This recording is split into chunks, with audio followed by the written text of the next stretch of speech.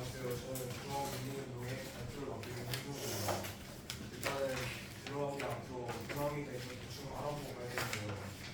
동학은 이제 서양의 그 종교에 반대되어 만들어진 걸로 불교나 서양의 종교 등 다양한 종교의 좋은 점들을 갖고 만들어진 그 조선에서 만들어진 종교입니다.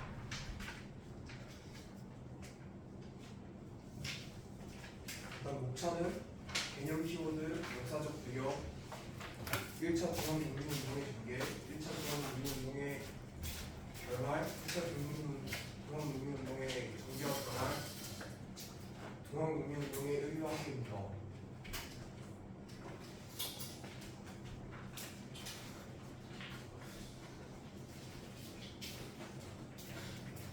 일단 개념 키워드에는 중앙국민운동에서 알고 가야 되는 그런 단어들이 있습니다. 첫 번째로는 텐진조약으로 1885년 갑신정변 이후 청나라가 일본에서 맺은 조약으로 만약 청나라가 조선에 들어오게 된다면 청나라는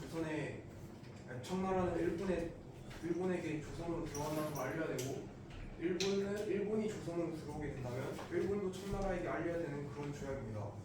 그다음에 사발통로는 1분기 사건 등의 행위를 할 때 주동자가 누군지 알 수 없게 사발 모양으로 등록의 이름을 적은 문서이고, 세 번째로 패전 개혁안은 분기의 원인이 되었던 한간호비의 수청, 매간매직 등 정치기관 문란 시정에서부터 신분상 모든 차별 대우, 철폐, 일본 침략에 내통하는 자 징계 등과 같은 반공헌적 반침략 등 내용을 갖고 있습니다. 네 번째로는 안핵사로 지방에서 발생하는 농민 분기 등을 수습하기 위해 파견된 임시 관리를 말합니다. 다음은 통합농민운동의 역사적 배경인데, 첫 번째로는 농민 분기가 있습니다. 개항 이후 외세의 침탈이 심해졌고 정부 재정 지출 증가와 함께 농민의 조세 부담도 늘었고 삼정의 물량과 함께 지방과의 수탈이 심해지면서 1880년대 이후 농민 분기가 자주 일어났습니다.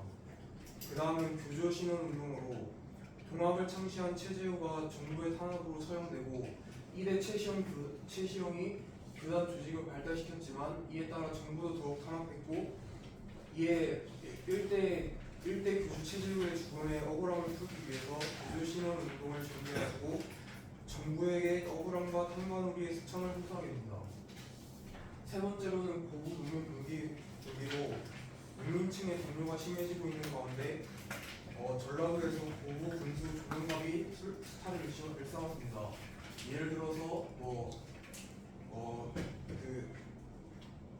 만약에 수도세 같은 걸 내야 되는데 이제 그러면은 저수지 같은 걸 일부러 만들게 한 다음에 그걸 사용하게 하고 그거를 다시 세금을 걷는 그런 수탈을 계속해서 했습니다.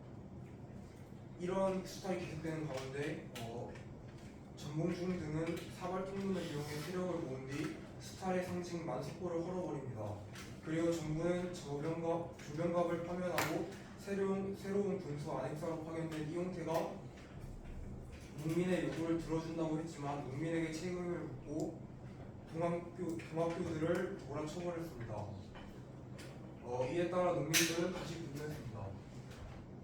그리고 1차 동학농민운동의 전개인데 전봉준을 비롯한 지도부는 무장해서 다시 분기를 했고, 농민군은 백산에서 경동 발표 및 지휘부를 구성했으며 황토현 전투와 황룡촌 전투 이후 전투성을 점령하였습니다.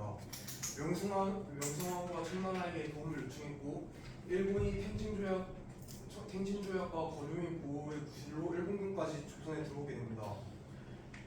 정부는 양쪽 군대를 철수시키기 위해 농민군의 패전 개혁안을 수용하는 대신 농민군 철수 조건으로 전주 하약을 체결하게 됩니다. 1차 동학농민운동의 결말은 집강소를 점령하고 활성화시켰습니다. 집강소를 중심으로 탄관우리와 악덕지주처 처벌, 공론적 신문, 차별 폐지 등 각종 개혁을 실천하게 됩니다.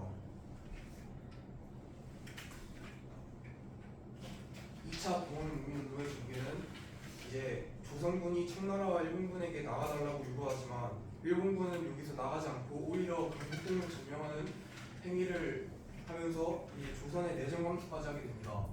이에 따라 농민군이 다시 발발하여서 다시 분기를 했으며 정봉준이 이끄는 농민군과 삼례에 서고요. 북상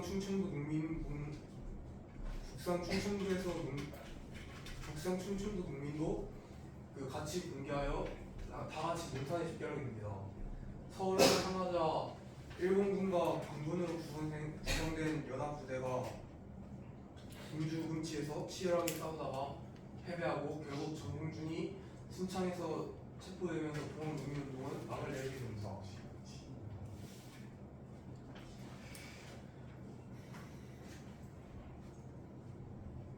동원농민운동의 의의와 관계. 일단 의의로는 반군건적 반외세적 성격이 드러나고 갑오 개혁에 영향을 미쳤으며 잔존 세력의 항일 일병에 가담했고 최대 규모의 농민 분기라는 의의가 있습니다. 하지만 한계로는 근대 사회의 건설을 위한 구체적 비전을 제시하지 못했다는 한계가 있습니다. 감사합니다.